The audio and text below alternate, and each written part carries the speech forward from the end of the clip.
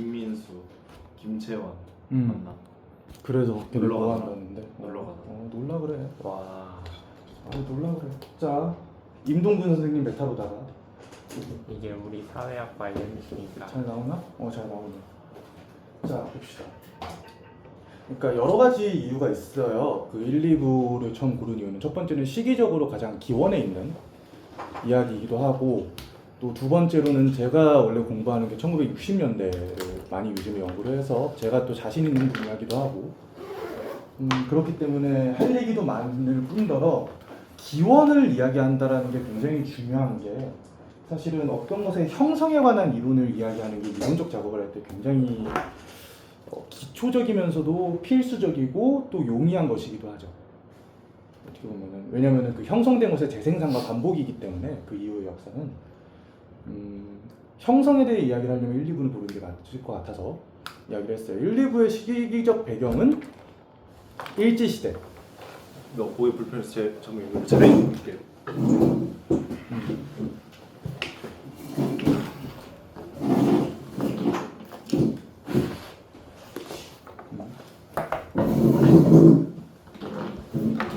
일부와 2부의 시대적 배경은 일제시대과 그리고 미군정부터 전후 세대까지 60년대에 들어가기 직전까지의 상황이었고,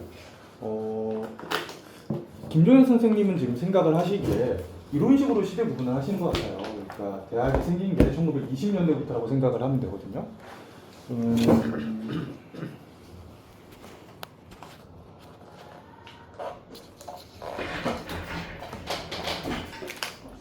좀 잘 보이나? 잘 보이네.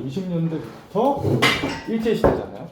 그리고 여기서부터 전후 시점까지를 1기로 잡고, 여기서 세부 시기로 이제 해방 후로 잡고, 그리고 이제 식민 시기로 잡고, 그리고 2기를 60년대에서 70년대까지로 잡은 것 같아요. 60, 70, 더 나아가서 80년대까지. 그리고 마지막 시기가 90년대 이후인 건데, 일단은 이렇게 시기를 나눴다는 거는 어떤 의미일까부터 생각을 해봐야겠죠. 그러니까 정말 단순하게 이 시기 부분을 이해를 해보자면,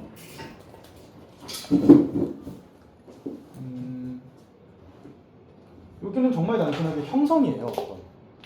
그렇죠? 기본 구조가 만들어지고, 그 구조가 권위주의 체제 하에서 어떤 학생 운동이나 그런 저항의 운동으로 변형이 됐던 역사고, 그리고 마지막에 이제 오늘날의 그런 대학의 모습이 어떤 식으로 갖춰지는가를 보고 싶었던 것 같은데, 역사적인 시기 구분을 할 때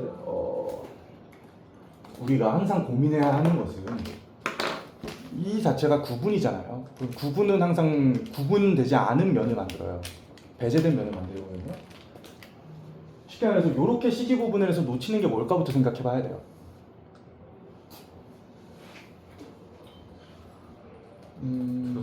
하나를 잘 생각해 봐야 되는 게, 김정일 선생님은 학생운동 세대예요.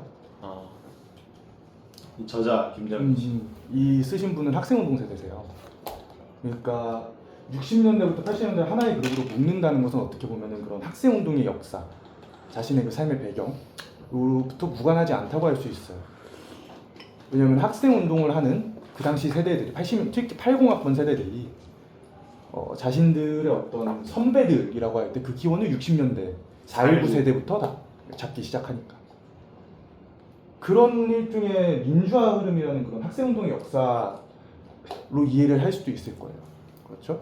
근데 저는 좀 다르게 시기를 잡는 편이거든요. 저는 1960년대가 굉장히 중요하다고 생각하는 편인데, 이 60년대가 왜 중요하냐라고 했을 때, 다 지우고,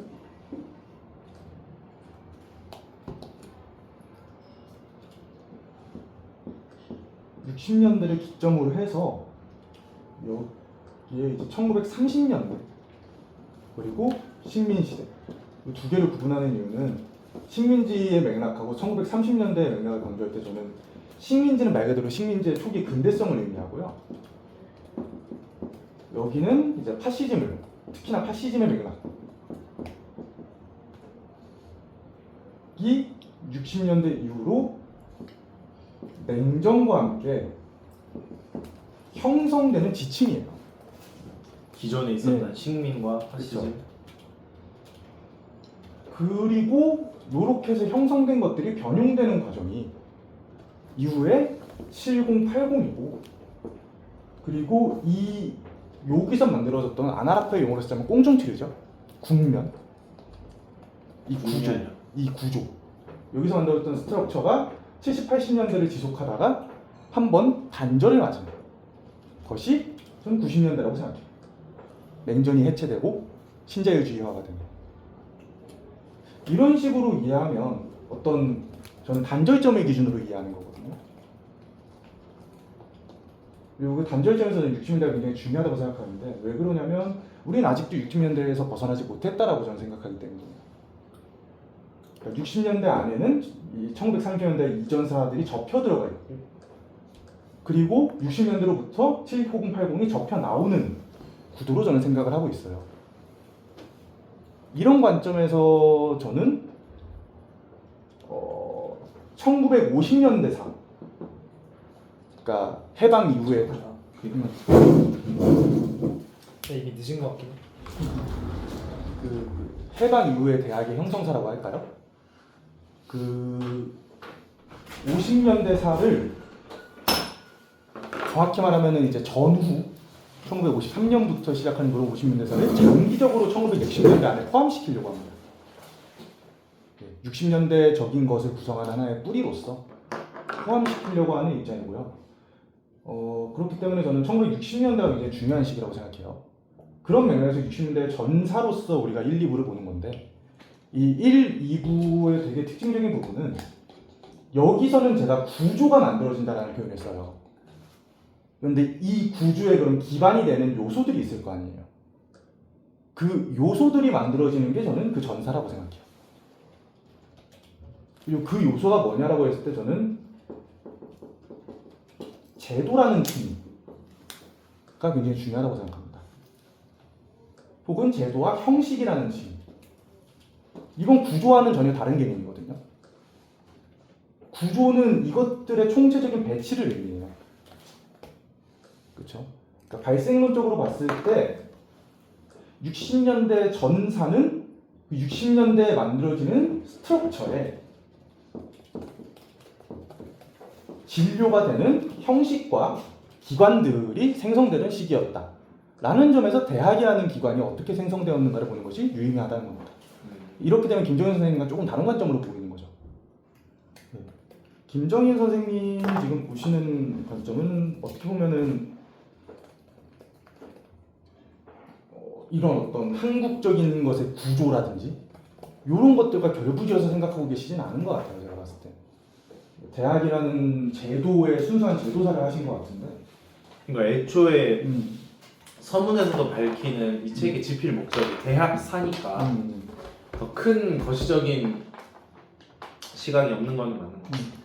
그렇게 됐을 때 우리가 이 책을 비판적으로 보아야 되는 게, 김정인 선생님이 처음에는 이 지성사라고 했거든요. 근데 만약에 우리가 이 책을 그런 식으로 읽기 시작하면 이 책은 지성사가 아니라 제도사에 관한 것이래요. 여기서 오는 인사이트가 다르죠. 지성사라고 하셨나요? 예. 그러니까 한국의 지성사와 관련된 작업을 김정인 선생님이 하시고 싶었다고 밝히셨는데, 사실상 이런 식으로 이해하게 되면 김정인 선생님이 하신 것이 정말로 지성사인가? 라는 의문을 던져볼 수 있다는 거죠. 아마 사부의 경제적인 논리를 많이 이야기하는데 대학교가 그런 거에서 완전히 지배당했다고. 근데 아마 그 부분에 대해서 문제 진단을 하고 이렇게 나아가야 한다는 내용을 끝자락에 제시를 해서 아마 그런 부분 때문에 지성사라고 말한 것도 있는 것 같긴 한데, 지성사라는 것은 굉장히 단순하게 어떤 것이냐면 사유체계의 역사예요. 김정인 선생님 푸코 되게 좋아하세요. 푸코가 자기 작업을 사유체계의 역사라고 하거든요. 제도사라는 건 뭘까? 제도의 역사죠. 그럼 제도라는 게 뭘까? 이거죠, 여기 나와 있는 거. 이런 것도 제도고, 이거는 뒤에 나가서 설명할게요. 제도라는 게 뭘까? 이거 굉장히 중요한 토픽이라. 그러니까 이 책이 지성사가 되기 위해서는 사유들이 있어야 돼요. 무슨 얘기인지 알겠어요? 그러니까 형식과 내용이 있다고 치면 내용이 있어야 하는 거죠. 이 사람이 무슨 주장을 했고 어떤 이데올로기가 만들어졌으며 그 대표적인 방식 중에 하나가 이제 웨어블 클래시스트라고 하는 지식 개념사죠. 민족이라는 개념이 어떤 식으로 만들어졌어요? 대학이라는 기관 속에서 이런 행위자에 의해서 민족이라는 개념이 어떤 식으로 변용되고 오늘날의 의미로 확정이 되었는가? 이런 과정을 하겠다면 이건 지성사가 될 텐데 이게 사실 지금 제가 하려는 건데 김정일 선생님이 하신 작업은 사실상 그런 작업이라고 보기는 힘들죠. 그런 의미에서 저는 이 책은 제도사에 가깝다고 생각해요. 그런데 이 제도사라는 것에서 그렇다면 제도가 무엇이냐? 사실 이 지점이 굉장히 한국 사회에 대한 많은 인사이트를 줄 수 있는데 사회학 이론에서 제도라는 칭의를 다룰 때 우리가 되게 재밌는 비교를 해볼 수 있습니다. 그건 그냥 제가 일반적으로 요약하는 거예요. 사회라는 게 있어요. 사회라는 것은 어떤 형태로 구성되어 있냐면 이건 제가 방학 세미나에서 했던 얘기인데 근대라는 것이 무엇이냐라고 할 때 저는 그걸 잠재성의 발견이라고 생각하거든요. 잠재성의 발견. 네, 이 잠재성이 뭐 다양한 표현이 될 수 있어요. 벌추얼이 될 수도 있고, 뭐 포텐셜이 될 수도 있고, 그리고 또 뭐였지 마지막? 레이턴시가 될 수도 있는데 이게 뭐냐면은 아직 이루어지지 않은 무언가들, 하지만 이루어질 가능성이 있는 무언가들. 이라는 것이 우리 사회에 등장하기 시작했다는 게 근대적 사회의 핵심이라고 생각하는데 그러면은 이 잠재성이라는 개념은 뭐랑 짝지어져야 되냐면은 현실성이라는 개념하고 짝지어져야 돼요. 이 여기서의 현실성은 되게 단순해요. 액추얼한 것. 우리 눈앞에 정말 말 그대로 뭐가 있는가. 예를 들어서 이 대학과 권력이라는 액추얼한 책은 제가 이 내용을 까보기 전에는 지성사일 벌추얼리티가 있는 거죠. 혹은 지성사의 포텐셜이 있는 거죠. 근데 까서 내가 이 책을 계속해서 액추얼라이징을 하니까 그런 포텐셜이 안 보일 수도 있어요. 혹은 내가 이 책을 좀 다른 방식으로 독해하면 이 안에서 제도사의 잠재성을, 제도사라는 포텐셜을 끌어올 수 있는 거죠. 네. 근데 근대가 잠재성의 발견이라고 했는데 어떤 면에서 그렇게 생각해요? 이성이 아닐까? 그러니까 뭐라 그래야 돼? 우리가 잠재성이라고 하는 것은 굉장히 제한적으로만 알 수 있는 거거든요. 쉽게 말해서 잠재되어 있다라는 건 정말 단순하게 뭐냐면은 난 모르겠다는 거예요. 이럴 수도 있을 것 같고 저럴 수도 있을 것 같다. 이건 내가 판단을 못한다. 그 중에서 우리는 일단 된 것만 보는 거다. 액추얼하게. 이런 어떤 나의 이성의 한계, 정신의 한계의 영역을 넘어서는 무언가에 대한 사유를 하기 시작한 게 굉장히 핵심이라고 생각하는데 이거는 이론 얘기니까. 자, 예를 들어서 사회에서는 이 잠재성과 현실성을 어떤 식으로 나눌 수 있냐면 우리가 살고 있는 이 사회에 눈에 보이는 물질화된 구조들이라고 할까요? 사회 구조? 뭐 돈이 될 수도 있겠고 계급이 될 수도 있겠고 성이 될 수 있고 성이 될 수도 있겠고 이런 것들은 어떤 액추얼한 영역에 있죠. 그렇죠? 대학이라는 거 액추얼하게 있잖아요. 근데 그 기반이 되는 지식이라는 건 갑자기 왜 영어가 생각나지? 놀래죠. 지식이라는 건 잠재적인 영역에 있을 수 있어요. 왜냐하면 우리는 지금 있는 대학의 구조 말고 갈부화가 없는 대학을 떠올려 볼 수도 있으니까. 이정일이 없는 고려대를 떠올려 볼 수 있잖아요. 조대엽이 아니라 다른 사람이 왕고가 되는 고려대의 사회학과를 떠올려 볼 수 있어요. 액추얼하지 않지만 벌추얼하게 그런 논리지를 만들 수 있다고요. 그렇죠? 어떻게 보면 상상력이 돼요. 상상력의 영역이거든. 그러니까 상상을 못했다. 근데 전에는 근데 전에는 그런 어떤 상상계라고 불리는 영역에 대한 관심이 좀 미비했지. 있지 않나요? 훨씬 하늘나라 활발하다는 거지. 하늘나라가 있고 그게 상상이라고 생각을 안 해요. 신은 요거를 다 포괄하는 존재니까.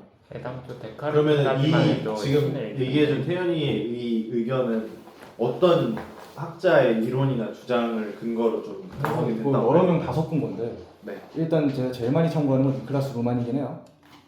예, 루만은 이거를 스토크 게시스트 스토크 그 게젤샤프트 스트럭처라고 사회 구조라고 하고 여기 있는 걸 이제 세만틱이라고 의미론이라고 하는데 뭐 알 필요 없고 그냥 잠재성과 현실성의 구도 그리고 그 사이에서 우리의 사회학적인 분석을 하기 위해서 크게 뭘 나눠볼 수 있을까라고 했을 때 스트럭처와 논리지가 있을 거다.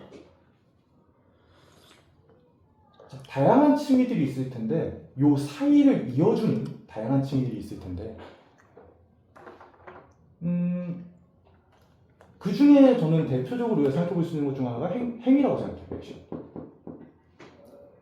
말을 하는 거죠. 예를 들어서. 지금 저는 잠재적으로 가능한 무한한 가능성의 셋 중에서 특정하는 하나하나를 제 말을 통해서 액츄얼라이징 하고 있어요. 무언가를 개발하고 운동하고 실험하고 하는 그런 게 다. 제도를 변한다고. 그렇죠.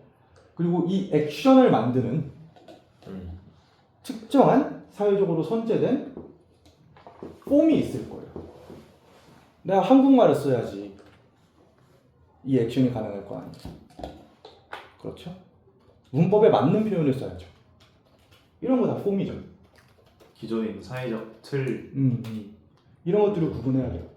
그러니까 사회는 제가 생각했을 때 무수히 많은 이 잠재성과 현실성을 잇는 순간적인 그 폼에 기반한 액션들로 계속해서 발생해요. 그런데 이게 굉장히 유럽의 공통적인 그 제도를 이야기할 때의 견해인데 제도라는 건 무엇이냐라고 했을 때 요 액션과 폼의 일부가 정말 빈번하게 유사한 형태로 동일한 형태로 등장을 해서 그것이 하나의 패턴이 됐을 때 그래서 하나의 고체처럼 될 때 솔리디컬해질 때 혹은 결정화될 때 크리스털라이즈드라고 하는 그렇게 될 때 그걸 제도라고 불러요. 사회이론에서.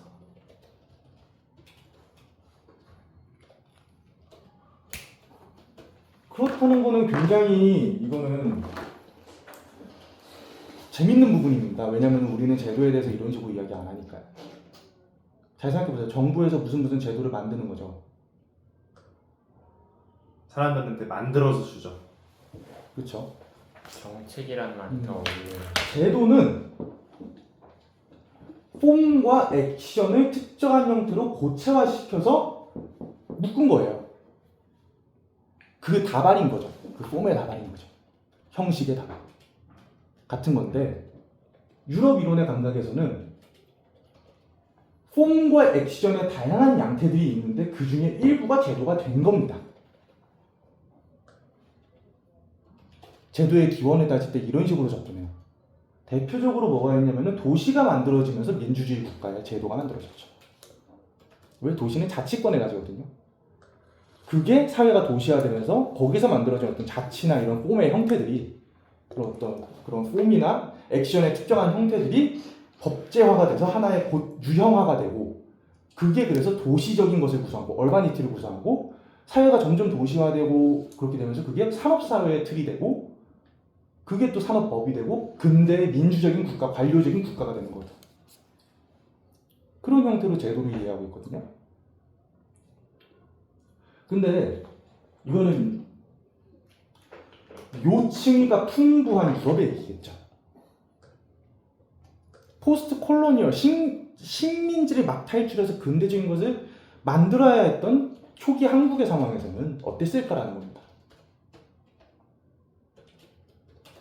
그리고 생각하는 게 이거는 그 지금 태연이 이야기하려고 하는 제도가 지금 이 책에서 나온 대학 제도도 1950년대, 60년대에 했던 그런데 그런 제도들은 그러니까 이 폼과 액션의 연결들을 통해서 이미 제도가 만들어진 일본, 미국, 일본과 미국의 시선에서 그들이 만든 거기 때문에 어쩔 수밖에 없었다는 생각이 또 드네요.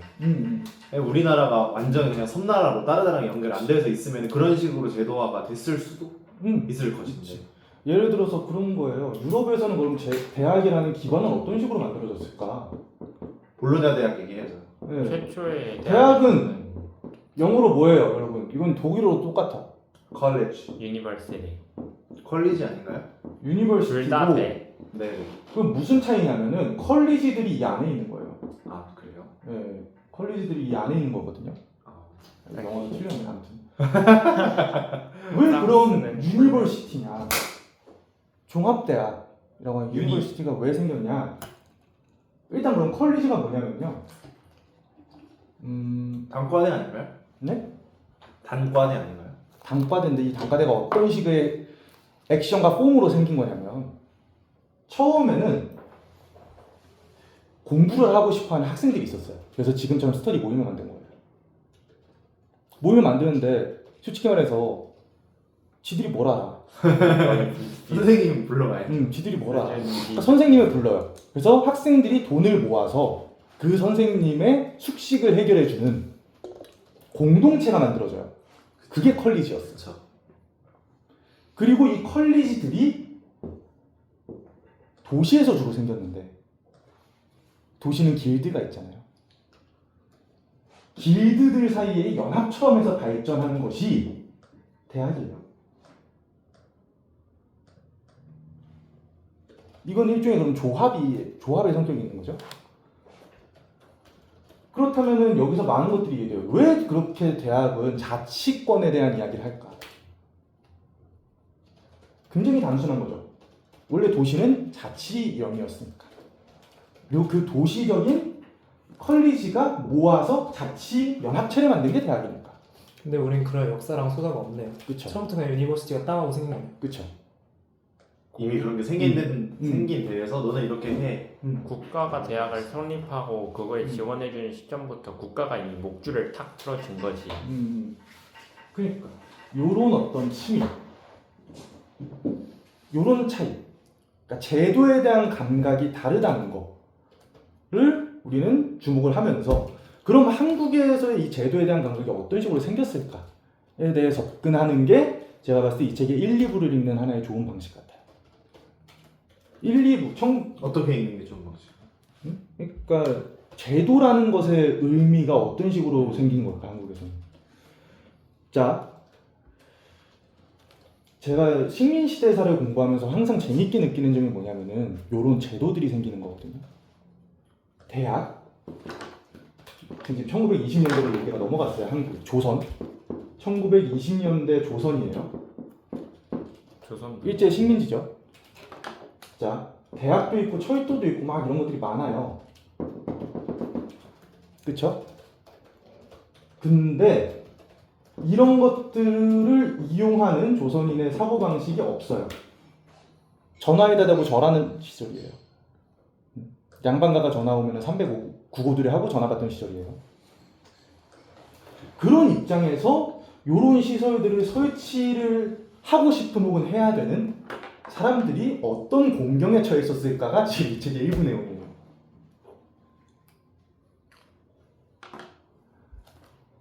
자, 어떤 공경이요? 어떤 공경에 처해 있었을까? 이 폼을 안 가지고 있는 사람들이 대상으로 이 폼을 가지게 하는 폼이 너무 많이 되죠. 그러니까 처음에 무슨 생각을 하게 되냐면 조선 총독부의 입장에서 이거 이미 갖고 있는 사람들을 우리가 수입해오자. 남의 나라 사람 데려올 수는 없으니까 어디서? 일본 본토에서 이런 것들이 이미 익숙한 사람을 데리고 오자. 그래서 어떻게 보면 이거는 조선을 근대화하는 식민지 정책하고 일맥상통이에요. 근대화는 어떻게 시키는 거냐? 일본인이 데려와야지 근대화가 될 것 같다. 이거 뭐 이거 뭐 거기 식민사고 아니야 뭐야? 아니 얘네들을 갖고는 요 폼이 없으니까 품이 너무 많이 든다. 그러니까 국가 인프라를 깔고 이런 것들 하려면은 일본인들이 들어와서 요 폼에 익숙한 사람들이 들어와야지 이게 제도와 기관이 성립을 하겠지. 근데 여기서 재밌는 게 조선 총독부가 그래서 제일 사이가 안 좋았던 게 어딘지 아세요? 일본 정부죠. 예, 본토랑 제일 사이가 안 좋아요. 왜냐면 결국에는 생각해보세요. 일본도 아직 근대화가 잘 완벽하게 안 됐어. 본토 여기 있으면 총독부 여기 있는데 그래서 총독부가 어떤 식으로 생긴 거냐면은 조선 땅을 일단 먹었거든요, 일본이. 먹었는데 러일 전쟁 끝나고 먹었잖아. 러일 전쟁 이겨서 먹은 거잖아. 러일 전쟁에 돈을 하도 많이 부었으니까 돈이 없어, 본토에도. 조선에서 퍼먹을 돈도 없고. 돈이 없어. 근데 여기는 빈 땅이야. 다 재개발해야 돼, 요즘 말로 치면. 처음부터 다시 깔아야 된단 말이야. 돈 먹는 하마예요, 식민지는. 실제로 그럼 담론이 일본 당국에 있었죠. 예. 일본 정. 그래서 1910년대 왜 무단 통치를 했느냐? 일본이 대학도 안 만들고 다 군대만 보내고. 역량이 안 되니까. 지금이나 그때나 똑같아요. 제일 싼 건 군인이야. 특히 땅깨 육군이 제일 싸. 일단 보내. 그러니까 그냥 육군한테 여기를 준 거야. 그래서 총독부는 처음에 육군 대장들이 다 해요. 그쵸. 해군이 3. 이게 무슨 소리 있었죠 그때? 그때 데라우치. 데라우치. 어. 그쵸 데라우치. 베라우치 맞. 이게 뭔 소리냐면은 본토는 여기에 신경 쓰기 싫었던 거야. 돈이 없거든. 자기들 여기 개발하는 순간 여기가 휘청이거든요. 돈을 하고. 그러니까 일단 여기다가 투자를 해야 되니까 총독부는 육군한테 넘겨서 너네 총독부에서 알아서 해. 왜? 군대는 자치적인 성격을 갖고 있어요. 그 안에 관료 조직이 다 있고 심지어 그냥 재판도 검사 월급보다 군검사 월급이 훨씬 싸잖아. 병원도 있어 병원. 병원도 있어. 야전 병원이 얼마나 좋은데 다 대체할 수 있다는 거지. 왜 헌병경찰제를 했느냐? 아니 경찰을 못 만드니까. 경찰서도 다 돈이야. 자, 그런 맥락이었어요. 그러니까 본토는 식민지에 어떤 지원을 하는 거를 일종의 자본 유출 혹은 인재 유출로 생각했어요. 그런데 총독부는 와보니까 아무것도 없단 말이야. 그러니까 투자를 받아서 여기 뭘 세워야 되는 입장이에요. 이거 뭐랑 똑같냐면 지금 신도시 개발하면 이거랑 똑같은 상황 벌어져요. 주택공사에서 돈 받아야 돼. 그래서 조합 세우죠. 그럼 조합 세우면 거기 누구 들어가 있냐면은 거기 땅값 오른다더라 소식 듣고 간 서울 주민들하고 그 지역에 원래 사는 토착민이 같이 손을 짝짝꿍 잡고 조합을 만들어서 주택공사 앞에서 들어눕는 상황을 볼 수 있거든요. 똑같아요, 이때는. 자, 근데 그래서 예를 들어 1910년대 회사령 같은 거. 그게 1910년이었죠 정확히. 회사를 허가받고 세워라. 이게 왜 그러냐면 얘랑 얘의 경제 블록을 분리하겠다는 소리예요. 그러니까 본토에는 미시비시 여기 들어가서 돈 쓰지 말라는 거지. 회사령이 그러니까. 아, 그러니까 일본의 모든 정책이 사실은 이런 관계로 이해해야 돼. 여기는 개발할 게 너무 많은 땅이야. 그러니까 야 육군아, 니들 하고 싶은 대로 일단 해. 니네 예산으로 굴려. 왜 군대는 통장을 따로 차고 있잖아요. 그런데 1920년대가 되면은 이제 무슨 일이 생기냐면 1차 세계대전 특수를 통해서 일본이 돈이 좀 많아지거든요.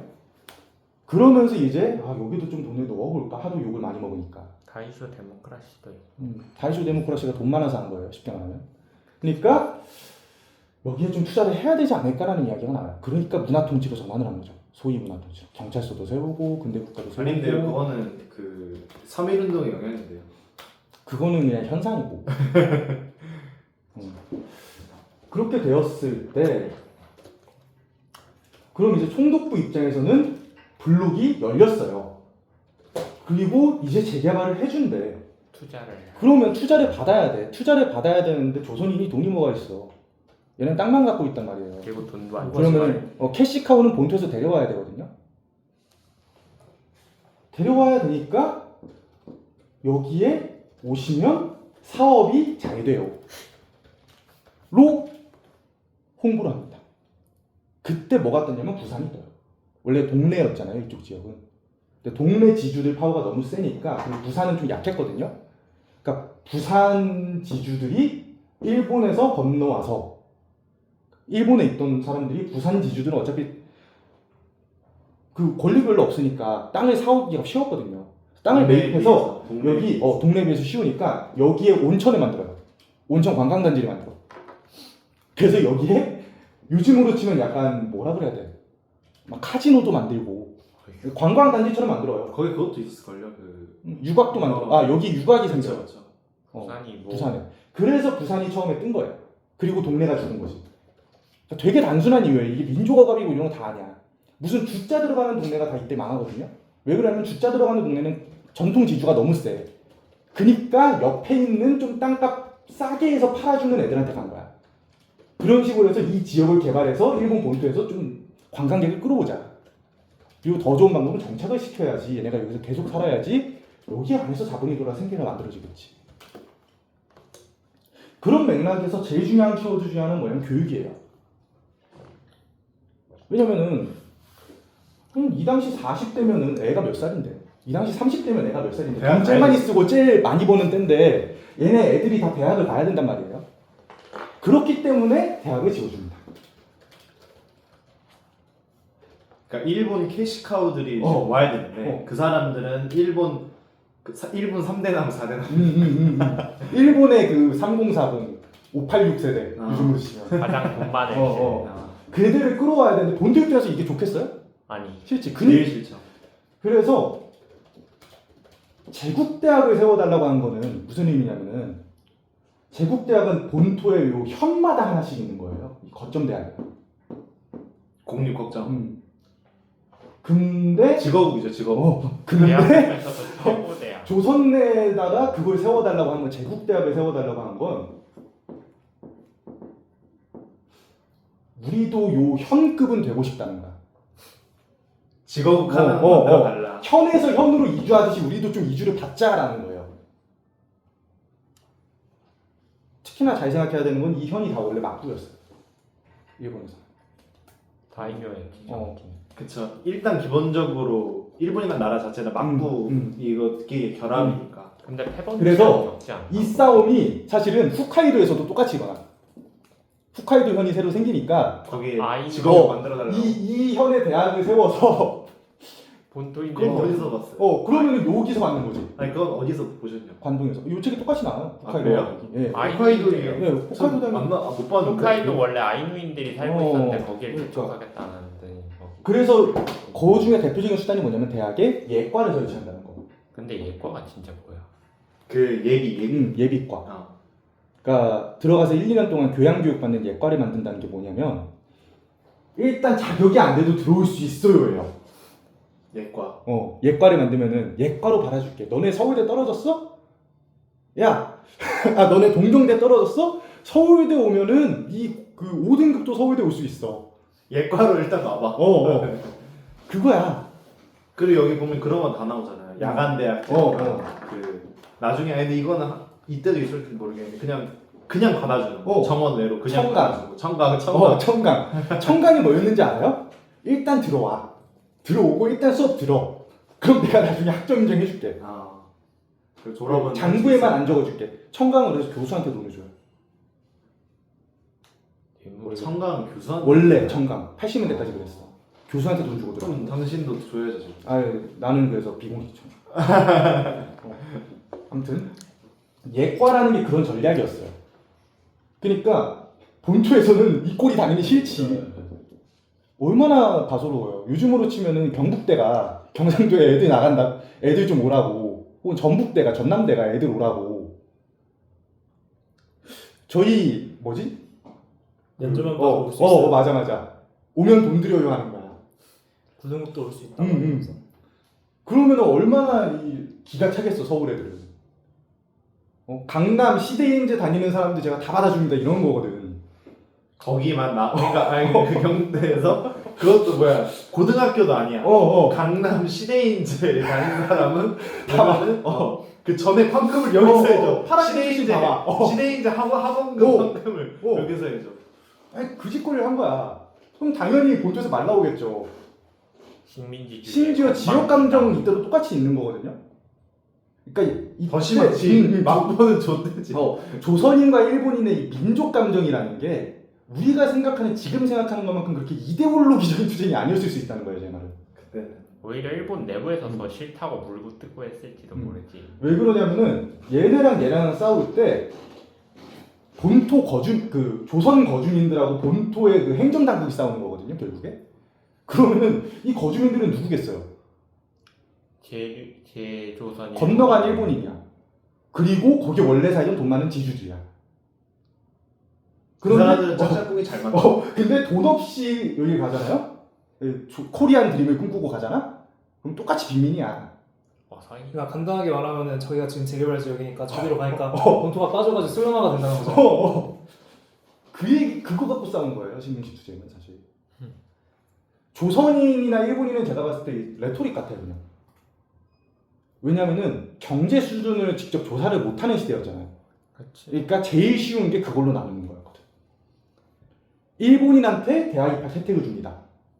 마치 뭐처럼 강남 8학군 거주민한테 혜택 줄게요. 이건 똑같은 거예요. 대학이라는 걸 애초에 본토에서 사람 끌어오려고 만들었는데 전라도 애들한테 똑같이 혜택 주면 그렇잖아. 예를 들어서. 아니 당연한 거죠. 왜냐면 총독부에서 어쨌든 만든 거니까 제국대가 당연히 본토에서 일본에는 혜택 줘야 되니까 일본에는 혜택 주지. 그러니까 식민지의 모든 시설이 그래서 일본인과 조선인 차별이 생기거든요. 나중에 다. 그래서 일본인 부대가. 근데 그 핵심은 조선인을 차별하기 위해서가 아니라 본토- 본토에 있는 본토를 일본인을 보호하자.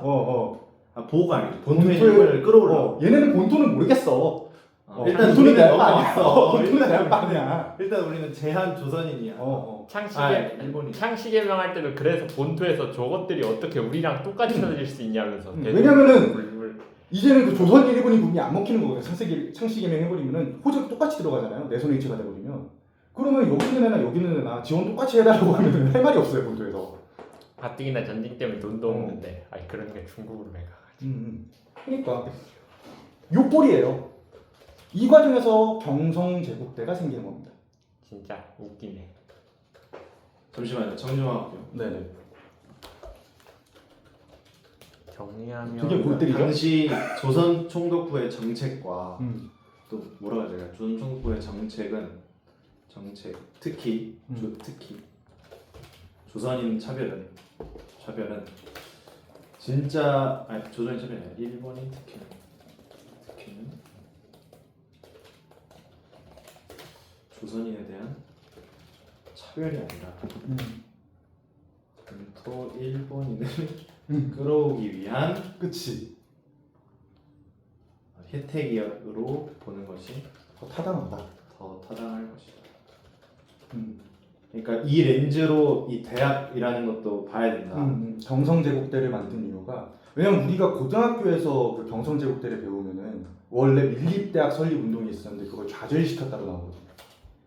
그쵸. 근데 일단 그건 여기서도 안 나와. 그런 담론은 이 책에서도 안 나와. 근데 밀립대학 설립 운동을 주도하던 그 조합원들이 누구 있을까 생각해보면 이게 아무 의미가 없는 소리예요.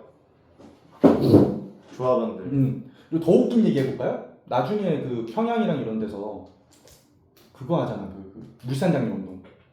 자스가 우리 만든 거 우리가 쓰자. 그 유명한 기사가 있잖아요. 그건 그럼 뭐였을까요? 그 민족운동이라고 하잖아. 네. 근데 그거 사회주의계열 독립운동은 다 싫어했거든. 왜 싫어했는지 알아요? 모르죠. 그건 그냥 조선인 민족 자본가들끼리 그 아, 레토릭으로 일본인들이 계속 들어오니까 자본이 요거 좀 막고 자기 그 시장 좀 살려보려고 그러려고 하는 내 거예요. 회사 잘 되려고. 그러려고 하는 민족주의 그거 앞에 붙여서.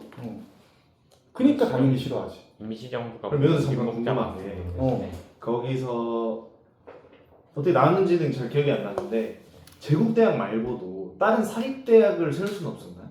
사립대학- 잘 생각해 본토에서 잘 생각해 봅시다. 사립대학은 다 돈이에요. 제국대학은 세금? 아무튼 관의 돈으로 운영되는데 사립대학은 재정이 얘네들이 굴러가야 되거든요. 알아서 자율로. 돈이 어딨어? 1920년대 대학령이 돈이 어딨어? 근데 당장 직업도 못 세우는데 사립대학이 어떻게 해서 그렇게 돈이 어딨어? 그러니까 일본 입장에서 총독부가 제국대학 하나만 설치하고 나머지를 설치를 안 해주려는 까닭은 뭐냐면 이 인프라가 다 비용이에요. 결국 사립대학이 서 있어도 총독부가 이거 재정 지원을 해줘야 된단 말이야. 지금도 계속 재정 지원 해주잖아 나라에서. 대학은 원래 그런 거니까. 근데 야 국립대 하나 세워도 빡세. 얘들아. 책에 그래서 그런 내용이 있어요. 아직까지 조선의 인프라가 그 정도까지 필요하진 않을 거다. 야 중등교육도 제대로 합립이 안 돼 있는데 무슨. 그러니까 그래서 불허한다. 안 된다. 일본 내부에서도 근데- 사립대학 못 세웠어.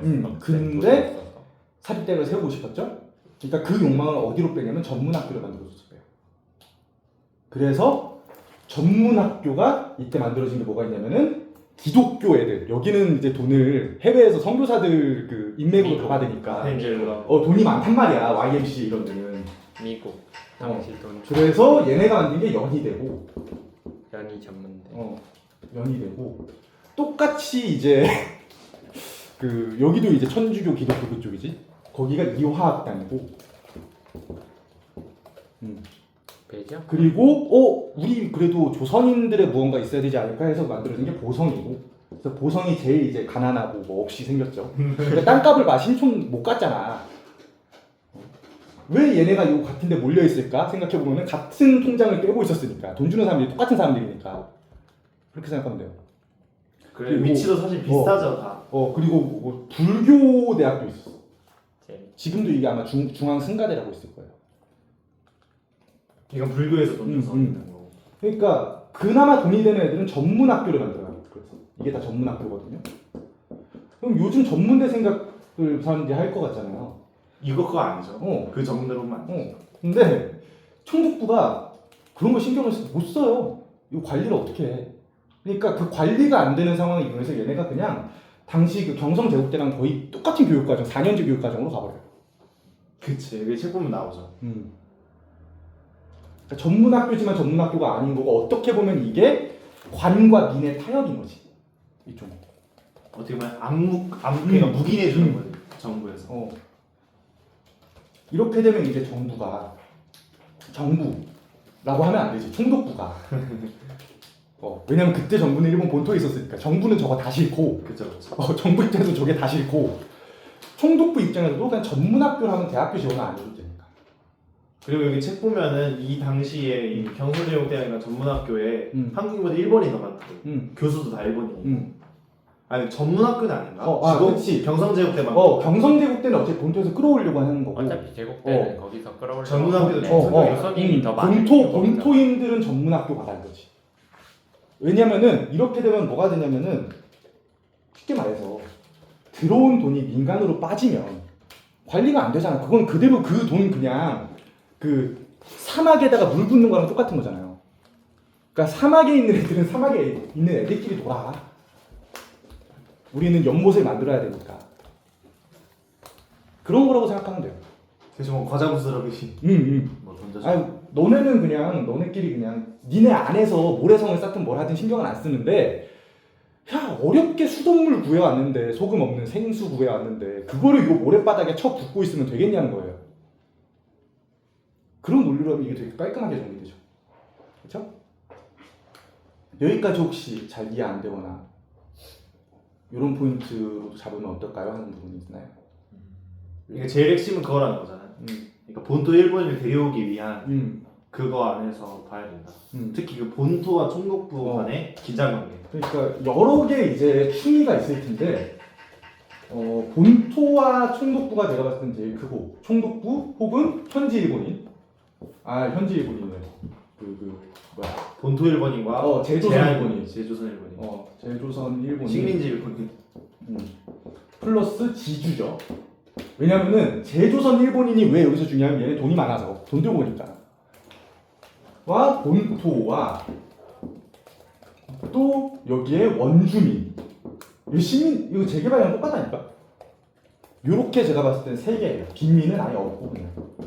이 빈민하는 일본인이든 조선인은 다 똑같이 있어요. 돈 없으면 빈민이지. 물론 조선인이 압도적으로 많았지만. 그러니까 원주민들도 대학은 원해요. 근데 원주민의 자본은 총독부 입장에서는 쓸 데가 없어. 우리는 질 좋은 근대적인 본토에서 온 자본이 필요해. 근데 여기서 온 자본이 여기로 빠지는 꼴을 못 보겠다는 거지. 그러니까 대학은 경성제국대 하나만 설치해주고 나머지 전문학교로 돌려서 요들의 자본은 전문학교로 가고 얘네들은 그대로 근대적인 인프라 건설에 동원될 수 있도록 했던 거죠. 제가 이제 그런 맥락이 있다고 봐야 됩니다. 타이완 제국대학이나 이런 거다 비슷할까? 그렇게 되면 여기서 중요한 게 애초에 우리가 대학이라는 제도를 확립했을 때부터 이 과정 자체가 대학은 그냥 수단이었다는 거예요. 그것도 총독부에 본토 일본인 데려오는 수단. 그때는 뭐 총독부가 정부였으니까. 그때는 아직 민족 말살이나 그런 걸 구체적으로 생각해도 때도 아니었어요. 그러니까 대학이라는 제도가 처음에 들어왔을 때부터 수단으로서 들어온 거고 결국에 원하는 거는 여기서 근대적인 소비 형태를 하는 근대적인 경제 활동하는 액션과 그 폼이 중요했던 거지. 그 액션과 폼을 만들기 위한 인스티튜션을 들여온 거야. 그런 형태로 시작했다는 게 되게 중요한 거예요. 한국에서 대학이라는 제도가. 근대적 소비. 그러니까 근대적 결국에는 근대적인 그 폼과 액션을 위해서 얘를 유도할 수 있는 제도를 가져온 거야. 근대화가 이런 식으로 이루어진다는 게 되게 중요한 거예요. 이게 지금까지 이어지고 있죠. 우리나라만큼 특별법이 많은 나라가 어딨어. 뭐 할 때 이렇게 해야 되고 방향을 나라에서 다 정해. 이렇게 특검을 많이 하고 하는 경우가 어딨어. 뭐만 하면 정부에서 법 만들어라 하잖아. 그 기원인 거죠, 어떻게 보면 이게. 대학이 엄청 핵심. 자, 그런데 해방이 됐어요. 해방이 됐다는 건 무슨 뜻이겠어요? 일본인들 싹 다 일본이 아예 다 없어졌죠. 다 여기가 빠졌다는 거야. 이게 빠진 거예요. 여기가 빠지고 요렇게만 남아있어요. 총독부가 정부로 바뀌었겠지. 처음엔 미군정이었죠. 이 구도가 됐어요. 그럼 요 빠진 자리를 이제 메워야 되잖아. 그리고 여기서 전문학교 만들어졌던 것도 이제 다시 위상을 찾을 때가 된 거죠. 전문학교들밖에 안 남았으니까. 그러니까 조정이 이루어지는 거예요. 그래서 전문학교들이 지금 우리가 알고 있는 대학교가 되는 거죠. 이화여대, 연희대가 나중에 세브란스 의료과대를 합쳐서 연세대가 되는 거고, 보성전문대는 고려대가 되는 거고. 경성대. 그런 식으로 대학이 만들어지는 거죠. 그렇게 됐을 때 저는 요 책에서 되게 재밌었던 포인트가 뭐냐면은 여기서 만들어진 이 구조가 6.25 전쟁을 거치면서 막 요동치거든요. 6.25 전쟁이라는 상황을 통해서 대학들이 다 이동을 하고 요 폼과 액션이 다 와해 직전이 되니까 국가에서 요 제도적인 관리를 그냥 알아서 해야 하고 풀어줘 버려요. 전시대학령이라고. 그래서 전시대학령. 요런 현수막 쳐놓고 요 밑에 대학이라고 임시 강좌 개설 해주고, 그리고 요 제도가 그래도 무너지면 안 된다는 믿음이 있었거든요, 우리나라. 그래도 교육이 중요하다는 생각이 있었으니까. 그때도 해서. 그래서 대학 입학생들은 군대를 면제해줘요. 그게 여기 나오죠. 그래서 8,000명이었던 게 전쟁 기간에서 어. 8만 명이 되고 군대를 안 가도 되게. 대학 재학생이. 자, 그렇게 되니까 무슨 일이 벌어지냐면은 대학이 만들어지기 너무 쉬워졌어. 그냥 어디 창고 빌려서도 대학 간판 붙이면 대학이 되는 건데. 그게 이제 사립대학 난리. 그래서 대학이 우후죽순 생겨요. 막 생겨가지고 여기 오시면 군대 안 가도 돼요. 이러고 공부하기 시작한 거야 이제. 근데 그러면 대학들은 왜 생겼냐? 장사한 건데 결국 이거. 왜? 뭐랑 맞물리냐면 토지개혁하고 맞물려요.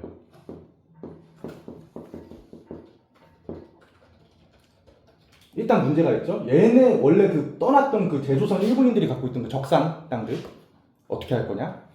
그리고 빈민이 너무 많아요. 소장 문제가 있잖아. 그러니까 지주들은 어떤 식으로 이 땅을 분배할 거냐, 부를. 이런 고민을 이제 하기 시작하니까 지주들 입장에서는 이게 무서운 거야. 어떻게 내 거 어떻게 뺏어가서 어떻게 국유화 해가지고 나라한테 뺏길지. 그러니까 탈세법을 고민하기 시작해요. 정말 나쁘게 말하면. 탈세. 탈세법을 고민하기 시작하는 거야. 근데 뭐가 있냐면 재단을 따로 만들어서 법인이잖아요. 그럼 이거는 개인 자산이 아니야. 요 재단 통장을 따로 차게 해서 요 재단에 자기 재산을 다 넣어놓으면 이거 내 돈 아닌데요 하고 이거는 불 안 된단 말이야. 그래놓고 아니 이거 재단은- 진짜 이거 장담할 수 있어 이거? 책에 나오는 거야. 똑같이 나오는 거잖아. 근데 진짜 아직 거기까지 안 읽었나 그래? 이번 책에 나와요. 2부에 똑같이 나오는 거야. 그래요? 이게 되게 재밌는 거야. 그러니까 요 사립대학들이 왜 생겼냐? 일단 학생 입장에서는 군대 안 가도 돼요로 장사하는 거고, 전주 입장에서는 여기에다가 투자를 해놓으면 투자 비용도 싸고 만들기도 쉬운데 재단을 만들기가 쉬운데 이걸 통해서 재산 은닉을 할 수 있는 거지. 학생한테는 군대 안 가요. 지주한테는 군주가 재단 법인을 통한 할수 있어요. 그리고 이게 또 지주한테 뭐까지 줬냐면은 재단 만들었으니까 여기에 적산 분배해 주세요 할 수 있고, 그러니까 뭐야? 투자를 해서 불릴 수 있고 돈을. 응? 그리고 또 기부 형태거든요 이게 다. 땅을 몇만 평을 기부했다, 몇 억어치를 기부했다 이런 거라 평판도 좋아져. 와. 완벽한 저 재산 관리 방법이 된 거야. 재테크가 된 거야 대학이. 그러니까 이렇게 많이 생겼구나. 어. 그러니까 그런 게 있으니까. 그럼 그때부터 뭐가 무너지기 시작하는 거냐면은 폼과 액션 어디 있어 그딴 게. 그러니까 폼과 액션이라 하는 거는 그런 근대인이라고 했을 때 그 대학에서의 그 교육의 그런 상하타 학생도 배우러 오질 않아. 남자는 군대 가기 싫어서 대학 오고, 이대가 왜 떴는지 알아요? 여자는 결혼 그거 잘 가려고 나가. 이대를 가잖아. 그럼 한 2, 3학년쯤 되면은 그 이대 여자애들 예쁘잖아. 그러니까 본 적이 없어. 뭐 판검사집 이런 데서 소개팅이 계속 들어오는 거야. 이대 나온 여자. 거의 뭐 중매소지 사실상. 그래서 이대는 졸업생이 없어요. 입학생만 있어. 결혼하면 나가거든. 취직했잖아. 진짜예요? 예, 맞아요. 그때 이거는 근데 진짜 막 60, 70년대까지도 그래요. 나 이대 나온 여자야 하고 그 이대생들이 그러니까 이대가 그 여자의 서울대 느낌이었잖아요. 이게 왜 그러냐면 이대를 가면은 판검사는 결혼하니까. 상위 계층의 며느리감이 되는 거야. 이 신데렐라들 양성소인 거지 이대가. 김학림 씨? 김환란. 김환란 씨 그걸 원하지 심지어 않았어요. 김환란 씨는 지금 논란이 되는 썰 중에 하나가 뭐가 있냐면은 그 미군정대 그 애들 중에 예쁜 애들 데리고다가 미군들한테 접대해줬다는 얘기도 있어요. 어휴. 뻥치지 마세요. 그건 기사 찾아봐 나와. 아니 여기 보면은 그쵸. 제가 아까 보고 그 밑줄 쳤던 건데 이게 나오는 거잖아. 그 운크라 그러니까 유네스코에서 온 교육계획 사절단의 보고서가 한국 이거는 학구적 연구를 위한 시설이 없고 조건이 불충분하기 때문에 고등교육은 불행하게도 주로 학생들이 고급 취직자 계급에 참가한다든가 그렇지 않으면 현재 병역 의무를 피하기 위한 것 이외에는 명확한 목적 없이 군집하는 피난처가 되어 있다. 여자는 취직하려고. 여기다 하나 더 여자는 시집 가려고. 시집. 좋은 집 가야 될 거 아니야. 며느리를 하려면 좋은 집 며느리를 가야 돼. 근데 전 이거 보고 생각한 게 지금이랑 똑같네.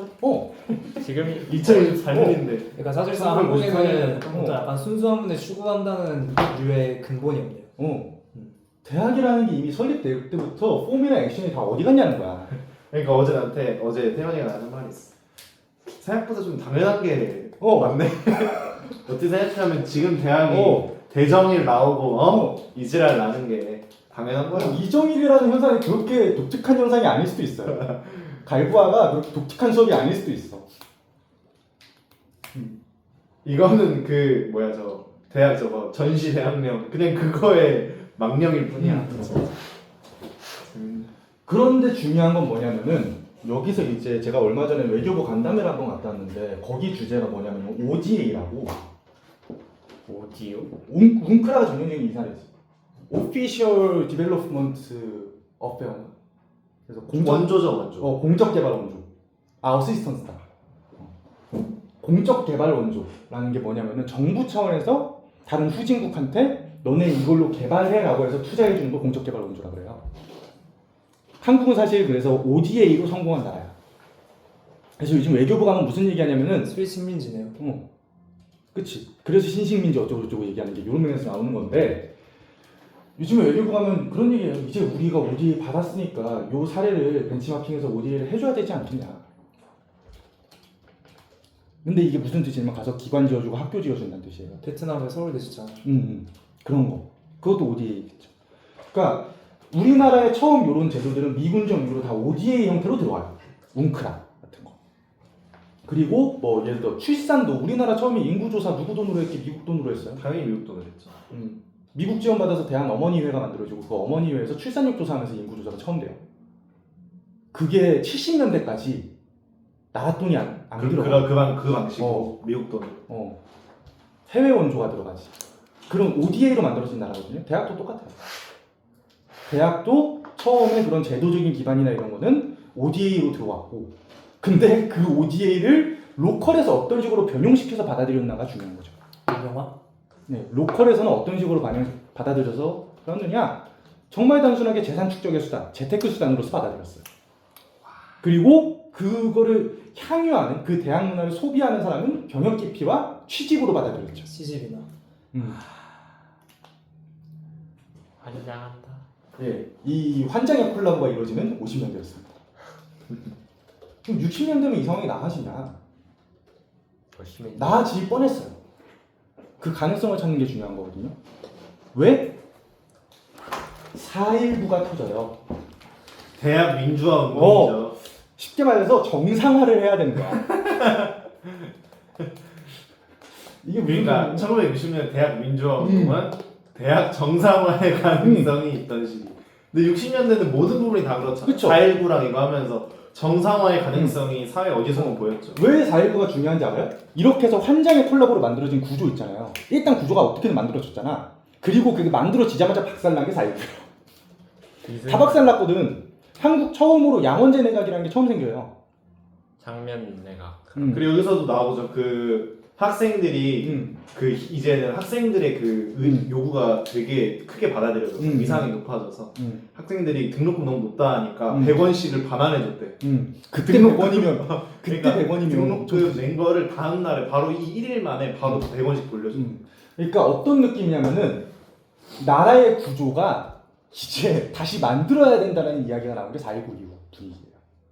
그러니까 나라를 다시 만들어야 된다. 국가 구조를 다시 재건해서 어떤 국가를 만들어야 될까를 고민하는 데라고. 쉽게 말해서 뭘 할지 모르겠어서 갈팡질팡할 때예요, 60년대가.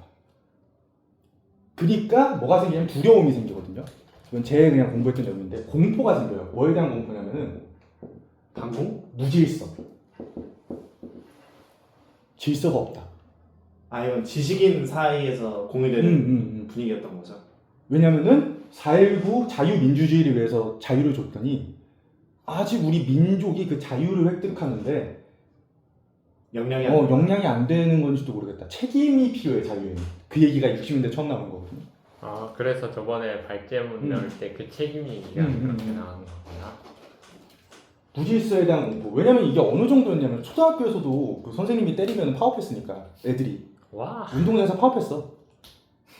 거짓말 진짜 초등학생들도 파업하고 중학생도 파업하고. 그러니까 파업이 너무 그러니까 한 번 하고 나니까 너무 쉬운 거야. 지금도 탄핵 얘기 계속 나오잖아요. 똑같은 거야. 한 번 하니까 애들이 이게 쉬워 보이니까 좀 너무 과하다라는 이야기가 나오고 그래서 질서를 한번 잡아야겠는데? 라는 이야기가 나오는 거야. 기강 한번 잡아야겠는데. 프랑스 영화 옛날이 딱 그래도 그거잖아. 맞아. 프랑스 영화랑 똑같아. 옛날이 좀 더 나았던 것 같은데 이런 얘기가 로베스피에르 나오고 막 목자. 그래서 뭘 하냐면은 그때는 얼마나 더 꼰대였겠어. 그러니까 얼마나 외교적이었겠어. 질서를 잡아줄 강력한 리더가 나와야 된다. 아 그게 박정희다. 그렇죠, 박정희. 그래서 5.16이 터졌을 때 이 대학들은 다 환호했어요. 드디어 자유의 책임을 지게 책임을 해줄. 지게 해줄 질서의 수호자가 나타났다 이러면서 이게 언제 깨지냐면 65년 한일 협정할 때 깨져. 왜냐면 배신했거든. 친일파다 시하고. 저놈은 배신자다가 돼. 65년 지나면서 그러면서 이제 학생운동으로 팍 터지는 거지. 그게. 그런 근데 거 그거는 조금 이제 거시적 구조죠. 여기 이 책에는 안 나와. 요 책엔 안 나오는 거시적인 얘기인데 아무튼 그런 맥락이에요. 한국. 네, 한국의 대학이라는 거는 이런 맥락으로 만들어지는 거죠. 그러니까 지금 어떻게 보면은 왼 땅이 헤딩. 우리가 우리 지금 대학생들을 보고 한심해하는 게 그 생각보다 한심해하면 안 되는 일일 수도 있어요. 원래부터 구조적으로. 유구한 전통이. 유구한 전통이니까. 아니 한옥을 아니 진짜 70년이면 유구한 전통이지. 아니 그리고 생각을 해봐. 일제시대 때 대학 그 경성제대 온 애들이 일본인이잖아요. 이거 도피성 유학이잖아. 그렇지. 그치 지금 중국인 지금 우리 학교 지금 중국인 애들이. 얘네가 그럼 가가지고 공부를 제대로 했을까? 성공하기 싫고 대우는 받고 싶으니까. 나 제국대 나왔잖아 하고 싶으니까. 근데 직업은 어디야 나. 나 국립대 나온 사람이야 하고 싶으니까.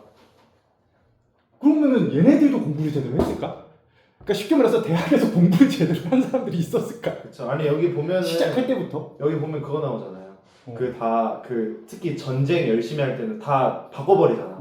학교 자체를 무기 만드는 공장으로 바꿔버리고 문과애들은 다 학교 나오지 말라고. 근데 그거는 뭐 본토에서도 그랬으니까.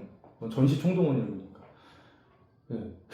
그러니까 한국에서 대학이라는 게 무엇이었냐 시작할 때부터 여기에 공부하고 싶어서 들어온 사람들이 있었을까?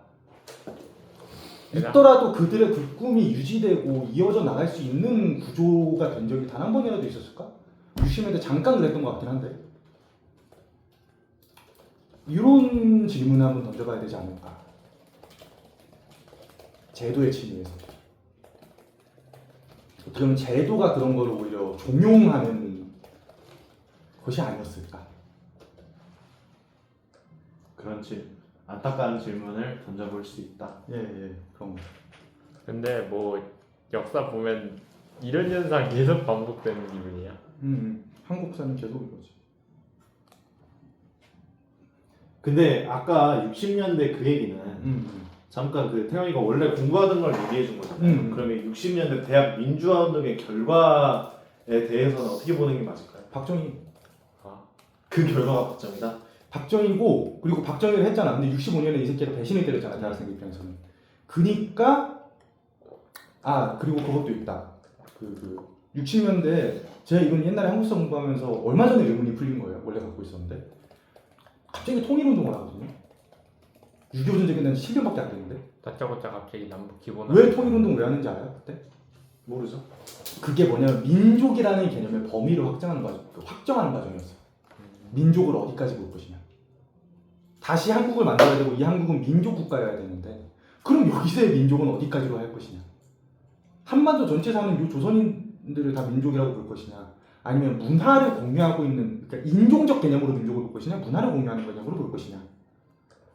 근데 그것도 그 국가 구조를 다시 재건해야 된다는 그런 고민에서 시작됐던. 왜냐면 국가의 기반이 민족이어야 된다고 생각했어. 신체호가 생각나. 그때 당시 문화 신체호가 생각나네. 맞아요. 신체호도 그때 나오고 막 이때 원래 파시스트들이 막 영향을 발휘하고 그래요. 60년대. 60년대 옛날에 파시스트였던 사람들. 근데 신체호분은 아나키스트 아니에요? 신체호는 아나키스트인데 그 당시 아나키스트라고 본인이 이야기하는 사람들이 얼마나 사상적으로 정교했는지는 따져봐야 돼. 그 당시 중국의 분위기 자체가 순원도 파시스트, 일본도 파시스트. 그치. 근데 그 사람들 다 자기 스스로 파시스트를 한 사람 없지. 아니야. 순원은 파시즘이라고 했어. 자기가. 그냥 그에 대한 반점을 가지고 다 그냥 다 내가 아나키스트라고 한다. 마오쩌둥은 공산주의자지만 하는 짓은 파시스트.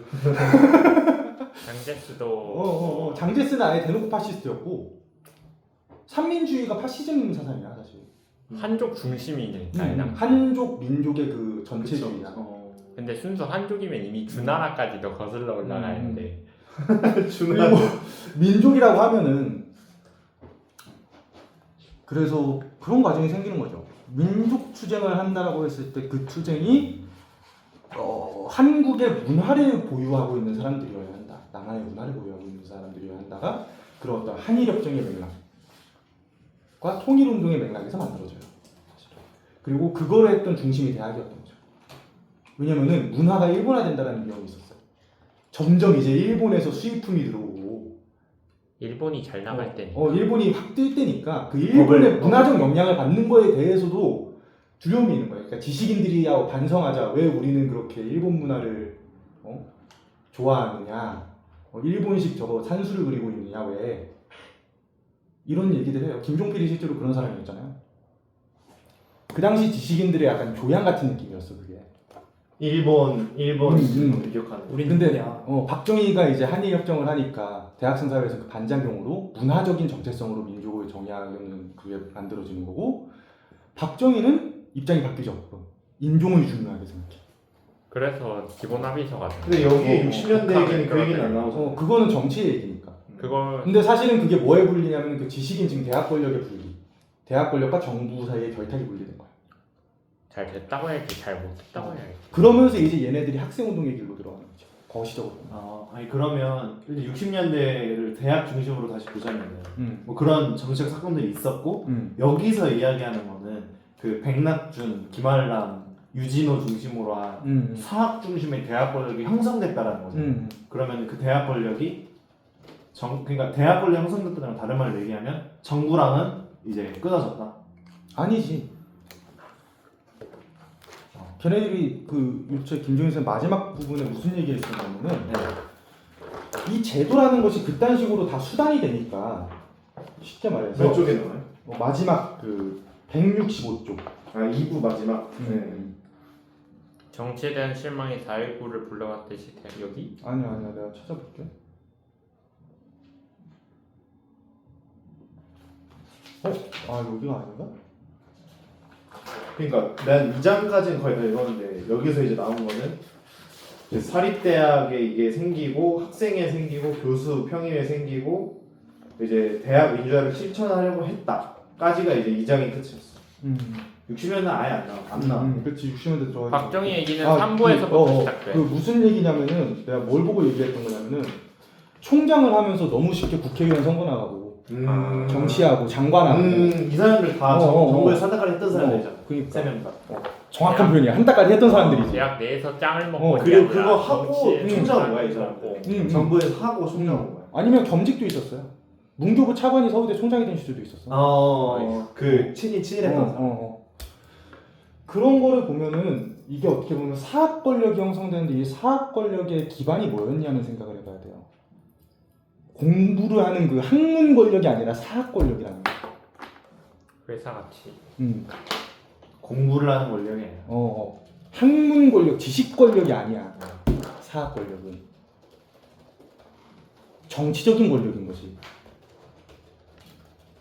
왜 그럼 대학이 그렇게 자치권을 주장했을까? 한국 대학이 유럽에서는 지식적인 독립성을 보장하기 위해서였는데 한국에서는 그걸 명분으로 내 재산 건드리지 마세요를 했던 거죠. 대학 자치를 외친 이유. 나라에서 내 돈을 왜 건드려? 어휴. 너무 나쁘게 얘기하나 지금? 근데 여기서도 정확하게 그 얘기하고 있어. 그게 팩트인데 뭐. 팩트지. 영상 처음 녹화될 때 제 얼굴 들어왔거든요. 잘라주셔야 돼. 그 정치의 뜻이 있나요? 아니요. 무서워서. 네. 인정부라. 이건 그냥 저희 단톡에만 올려.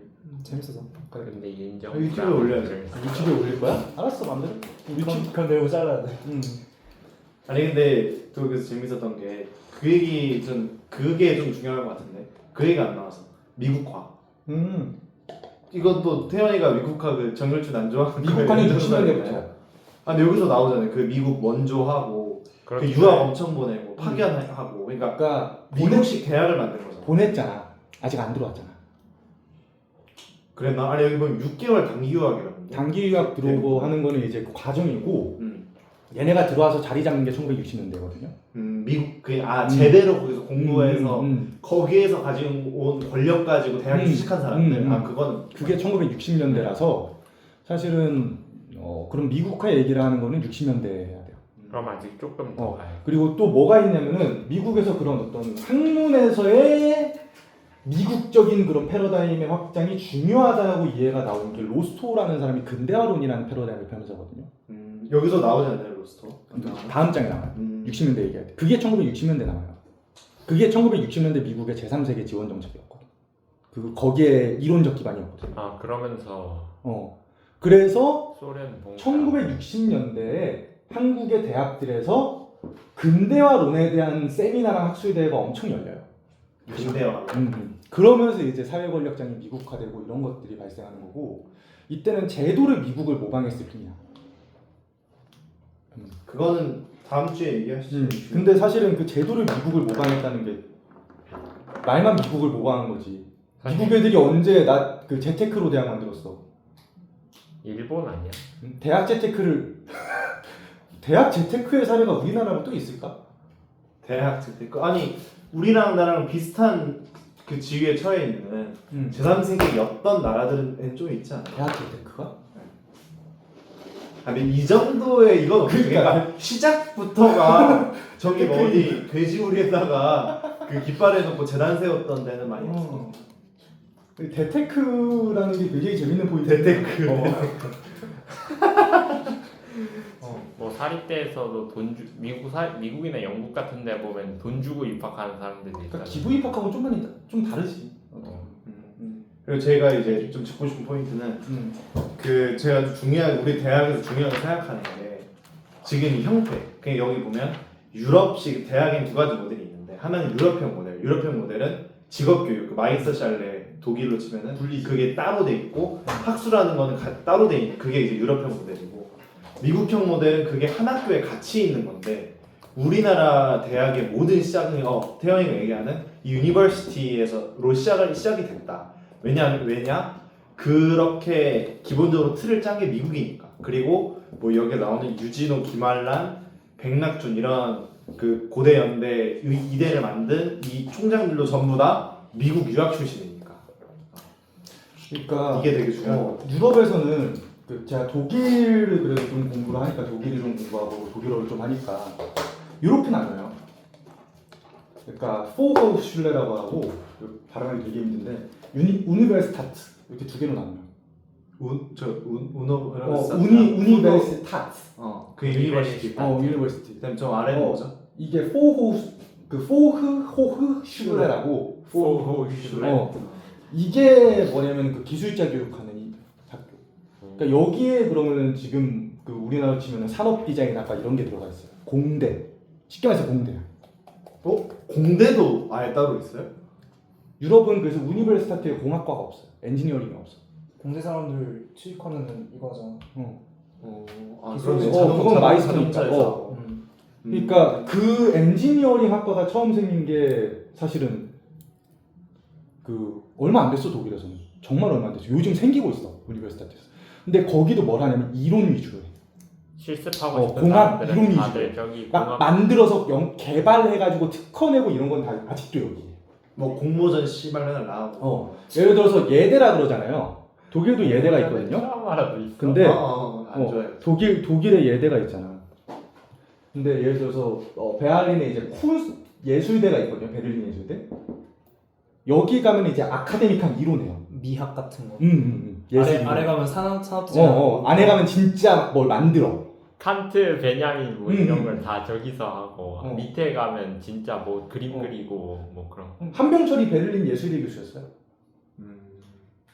그렇게 생각하면 그래서 가축론 필지. 저게 한국말로 다시 번역이 된다고 하면 다 대학으로 번역이 되는 거야. 그쵸. 근데 사실은 결정적인 차이가 있는데 뭐냐면은 여기는 석사까지밖에 못 줘요. MA, MS까지밖에 못 주고. 근데 저기는 졸업하면 애초에 석사 아닌가요? 그게 이제 학제가 분리되죠. 그러니까 원래는 걔네는 디플롬 마기스터 제도였으니까 사실은 다른 나라의 박사 코스워까지 끝내는 거였는데 독일에서. 독일에서는 근데 이제 포슈레에서는 그 박사급의 뭔가는 못 가르치게 돼 있어. 그러니까 대학원이 없는 거야 쉽게 말해서. 그러니까 저긴 진짜 딱 그레주에이트 스쿨이 있는 곳이 우니버시티야. 그게 왜 그러냐면은 그 대학원이 어떤 느낌이냐면은 칼리지들의 그 연합을 해서 우니버시티가 생기는 거잖아요. 그 연합돼서 얘네가 같이 만든 게 대학원이야. 이 개념이에요. 그래서 요게 그 종합대학이 되는 거예요. 뭔지 알겠어요? 무슨 말인지? 그러니까 뭔 말이냐면은 지금 우리는 예를 들어서 문과대 사회학과 뭐 사회 옛날에는 학부였지. 옛날에 이게 다 컬리지였던 거야. 컬리지가 있으면은 대학원은 요 대학 하나야. 프린스턴 대학교 대학원 이런 식으로. 지금 뭐 교육대학원 뭐 이렇게 다 따로 있죠. 근데 지금은 그게 컬리지 단위로 대학원이 있는 거잖아. 근데 그게 원래는 컬리지들이 합쳐서 대학원을 만든 거였어. 그래서 대학원은 그냥 대학원이에요. 유럽은 지금도. 그냥 베를린대 대학원 이런 식이야. 무슨 느낌인지 알겠어요? 그러니까 그 연합의 상징이 대학원 같은 거예요. 박사를 주는 건 그 연합체에서 주는 거예요. 그래서 대학에서 주는 거고. 거기선 진짜. 근데 포호슐레는 그런 게 아니기 때문에 박사를 못 주는 거지. 이게 유럽식 모델.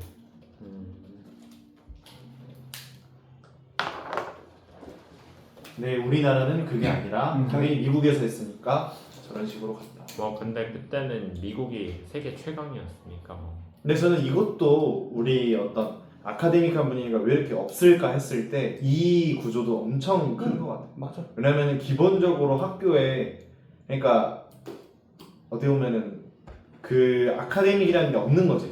이제 학교 자체에. 그러니까 아카데믹이라는 영역이 생긴 적이 없는 거예요, 우리나라는. 그러니까. 시작부터. 그리고 미국도 그런 게 없다고 유럽 애들에게는 엄청 비판받는 건데. 그리고 또 뭐가 있냐면은 중등교육으로 넘어가면은 김나지움이 있고 내가 독일을 다 까먹어서 김나지움? 김나지움이 지금 인문계 고등학교고 독일은 4원 체제거든요. 그다음에 이제 이건 쓸 수 있다. 레아슐레가 있고. 김나지움이 아마 G로 시작해서 체육관 먹고 맞아. 왔을걸. 나 왜 이걸 기억 못하지? 뭐야, 하우투슐레가 있고. 하우투슐레. 네. 이게 특성화고 아닌가요? 아니야, 여기가 일반. 네. 하우투슐레. 마이스터슐레가 그리고 아우스빌딩이 있어. 이게 특성화인가요? 이게 특성화야. 그 지역 기반의. 그러니까 얘네들은 사실은 요즘에는 제도가 좀 바뀌어서 가도 되는데 얘네들은 원래 우니베르시타트를 못 가요. 얘네들만 우니베르시타트를 가요. 그리고 이거는 12살인가에 정해지는 거 아닌가요? 초등학교 4학년. 초등학교 4학년. 4학년에 정해져서 들어가면은 얘네 13학년제거든요. 고3까지 다 하고. 고4까지 졸업해. 그러니까 우리나라 대학교 1학년 가지고 얘네 고등학교 다 배워요. 일반 물리, 미적분 이런 거 다. 와, 그래서 그렇게. 그래서 대학 들어가면 학부가 3년제. 그리고 이제 개빡세게 가르치는 거죠. 교양 없어 그냥. 김나지움? 김나지움. 여기서 다 외운 거거든. 김나지움에서 라틴어 배워갖고 루망 같은 사람들은 그 중세 그 신학 텍스트 읽어요. 라틴어 원문으로. 김나지움에서 배운 라틴어 신학으로. 근데 이건 어떻게 보면 그 유럽 전통의 어떻게 보면 신분 구조를 음. 반영하는 거라고 봐야죠. 그치.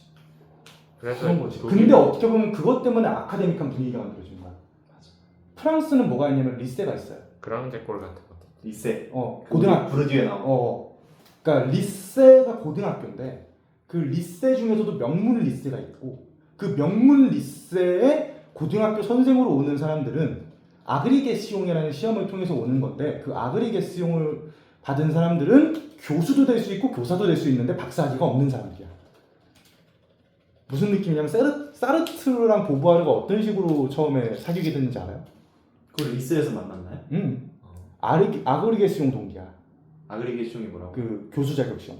어. 근데 사르트르가 1등하고 보부아르가 2등한 거야. 거기서 또. 그래서 보부아르가 이제 자존심이 센데 빡친 거지. 이 새끼는 뭐지? 하고 만났는데 괜찮은 거야. 그래서 둘이 눈이 맞았어. 근데 둘이 좋은 이 철학사에 남는 거. 그래가지고 뭐냐면은 어떤 느낌이냐면 알티스라한테 다 똑같아. 프랑스 지식인들은 그래서 아그리게 시험을 통과하면 일단 교사 자격을 얻어요. 그럼 고등학교 철학교사가 되는 거야. 명문고 가서. 그래서 애들 가르쳐. 들레즈도 심지어 고등학교 리세에서 가르쳤어 처음에. 포커도? 푸코는 이제 좀 해외를 돌았지. 아니 어제 만난 박진훈 선생님도 저희 광주 중학교에서 교사하셨던데. 그러니까 그런 식으로 박사 논문 준비하면서 혹은 박사 논문 받은 다음에도 계속 고등학교에서 강의를 해요. 그러면 여기 고등학교에서 다니는 이 명문고 애들이 푸코나 데리다나 브루디에나 그런 애들이었던 거야. 얘네가 그래서 그대로 그랑제코로 가는 거지. 그리고 얘네가 그대로 또 아그리게 시험을 통과해서 또 여기 교사를 하고 있어요. 선생님 진짜 좋다. 진짜 엘리트. 그리고 여기서 선생했던 사람은 다시 여기 교수로 가는 거야. 아니 진짜 엘리트 할 거면 아니 고대연대 서울대 진짜 엘리트 할 거면 이렇게 해야지. 그러니까 고대부고에서 그래 고대부고에서 와야지. 아니 근데 우리 실제로 있었잖아요. 우리 나 아잉 1학년 때 교수님이 나 고대부고 선생님이었어. 진짜? 그러니까 이런 식으로 그래서 어떤 느낌이냐면은 선생이랑 학생이 같이 가는 거야. 푸코가 고등학교에서 알티스랑 친해진 걸로 알거든요. 근데 근데 대학을 가서도 알티스를 수업을 들었어. 왜냐면 알티스가 ENS 교수가 되니까. 푸코도 ENS를 가고. 그러니 푸코가 부르디에 교수 될 때 푸코가 부르디의 선배지. 레비스트로스는 부르디에 못되게 엄청 많이 했다. 그러니까 그런 식으로 굴러가요. 얘는. 그러니까 이 분위기가 아카데믹하지 않을 수가 없어. 근데 이거 따지면 진짜 완전 엘리트 딱 나와 있는 진짜 엘리트 진짜 그냥 그들만의 아무 얘기지. 상관없는. 이걸 뭐라고 해야 돼요? 유럽은 오히려 프랑스는. 프랑스? 유럽은 오히려 그러니까 이게 지금 프랑스인 거잖아. 어. 이 제도 이름을 뭐라고 해야 돼? 아그리게시용이라고 하나? 유럽은 말 그대로 완전 엘리트가 만연되니까 그냥 엘리트주의야? 에휴 다 그렇게 사는 거지 하면서 그냥 포기한 거네. 어찌 보면. 근데 어떻게 보면 거기서 이제 거두들이 나오는 거고 그리고 또 뭐가 있냐면은 그 지역 영주들 중에 그런 사례도 많아요. 지역 영주들 중에 애가 돈은 없는데 머리는 똘똘해 보여. 그러면은 영주가 대부가 돼서 후원을 해줘요. 금나지움 들어가요. 루소 같이? 루소도 그렇고 여기 클라우제비스도 있었고 그런 경우로 들어가는 사람도 꽤 있어요. 물론 지금은 좀 많이 바뀌었다고는 하지만 그래가지고 그 김나지움 가면은 그 졸업 말년차 애들이랑 선생님이랑 맞담배 피는 거 볼 수 있어. 성인이니까. 대1이니까. 법정 성인이니까. 이런 구조예요. 재밌네. 근데 전 여기서 한 발만 더 나가 한 발짝만 더 가면은 이제 그렇게 생각하는 게 있어요. 태원이가 이야기했던 게 한국 정치인들의 핵심적인 문제 중 하나가 이 사람들은 그러니까 지식은 분명히 있는데 이게 정치권으로 안 가서 이게 어떻게 보면 우리 사회의 문제가 해결이 안 되는 원인인데 이거랑도 관련이 있을 수 있겠죠. 왜냐면은 이런 구조 안에서 공부를 했던 사람들이 정치인이 된다면 안 들을 수가 없고 그 지식들을 모를 수가 없을 텐데 저도 그래서 태환이 의견에 동의한 바가 있어요. 한국은 더 엘리트주의가 돼야 돼요. 그 자원 평등 배분을 얘기할 게 아니라 더 제대로 엘리트 교육해야 되죠. 제 친구가 제 중학교 친구가 카이스트 다니는데 카이스트 다니면서 그 친구가 뭐라고 하냐면 여기는 사실상 석사 중심이다. 애들이 어지간하면 카이스트에서 석사까지 하고 미국 박사 간다. 그러니까 카이스트 분위기가 아카데믹이죠. 왜 논문 써야 되니까. 졸업 논문도 있고. 저 카이스트 졸업이 있죠. 모르겠어. 있을걸? 그렇게 되는 거. 심지어 1학년 부전공으로 입학하잖아. 2학년 때 전공 선택하잖아. 예과가 있는 거지 어떻게 보면. 반수하세요. 뭐 메디컬. 아니야. 성대가 그런 식이고. 그쵸. 성대도 그거를 따라. 그런 느낌이 있죠. 저는 그런 것도 나쁘지 않다고 생각해요. 그러니까 예과처럼 그렇게 1학년 부전공 입학을 시키고, 그리고 이제 물론 이제 경제경영 이런데 TO 이쪽으로 다 몰려서 가는 거는 좀 걱정을 해야겠죠. 걱정을 해야 되는데 전공들이 컬리지들이 있고, 그래서 요것 중에 얘네들이 들어서 선택을 할 수 있게 해주는 거. 학부대학 얘기하는 자유전공학부. 요런 구조가 괜찮지 않을까. 대신에 여기 들어가면 일단 석사까지는 무조건 해야 되게. 아, 석사 중심과 학부대학과 석사. 잘 그러면 선택해라. 그거 1년 만에 또 폐업되겠다. 그때 없어지겠다. 이거 씨발 소련대야 졸업하겠는데? 그러니까. 근데 사실 그렇게 돼야 되는 게 맞아. 서울대야 졸업 공부하려면. 아니 졸업하면 한 26이면 졸업해. 근데 또 군대도 뭐. 그치. 군대는 뭐 군대 졸업하면 군대를 전역하고 나면 28이겠지. 그렇게 하고 나면 30대는 돼야 졸업하는 거야. 아 근데 전문성이 확실히 생기니까. 근데 그리고 그렇게 만들어진 지식이 있어야 사회가 나아가는 거 아니겠어? 자기가 자기 길을 찾. 그래서 독일이 원래는 이런 느낌이었죠 사실. 김나지움에서 1학년까지 하고 대학 들어가서 아비투어 보고 들어가서 대학 거의 석사까지 살면서. 석사까지 가는 그런 느낌이었는데 김나지움이 독일이 왜 이 제도를 포기했냐면 애들이 중도 그 자퇴율인가 퇴학률이 너무 높아서. 너무 높아. 그러니까 절반이면 날라가 있어. 그게 졸업하는 사람들이 절반이 얘기하는 날라가 있어. 입학은 쉬운데 졸업은 어려운 그건데. 야, 책 완전 빡세게 거르네. 근데 이거 우리 고대에서도 논의했던 거 알아요? 염제호 총장 시절에? 이거 사실상 할라 했잖아. 근데 학생들이 그냥 아예 반대해버려가지고 그 염제호가 그 조대호 그게 염제호 그 좌담회에서 나오는 레전드. 아니 그리고 저건 교수들도 반발할 만한 게 지금 한국 시점에서 저렇게 하면 애들이 다 경제경영을 받겠지. 그치. 솔직히 왜 문과대가 사회학과가 문과대에서 안 빠지려고 그러는데 지금. 왜 안 빠지? 지역 패권국이잖아 사회학과는. 글로벌 패권이 아니야 로컬 패권이지. 뱀의 머리. 근데 맨날 정경대로 빼주겠다고 해 총장은. 근데 한영이 너가 어떻게 알아? 응? 총장이. 되게 자주 나와. 그래? 나 그 어쩌이 TV 모임에 그 총장 선거 나갔던 사람 그 자문위원으로 있잖아. 근데 고대 병원장 전 병원장. 그분. 그럼 이름 뭐였더라? 나 그분이 됐으면 좋겠다. 박정훈인가? 그분은 근데 오프 더 레코드인데. 잠깐 끌까요? 오씨 뜨거워. 왜 그런 뭐 세. 대학 구조 얘기할 때부터 이미 1, 딴 2부 지역으로 내용을 벗어나지 됐어. 않았어요? 그니까 책 내용을 이미 벗어나서 레코드는 요즘에서 이거 책 끊자. 내용 그래서 끝났어요. 그래서 거기부터 이제- 틀게 안 하고 있어요. 이제 오프 더 레코드로 가겠습니다. 이미 박정희 수고하셨습니다. 얘기하려면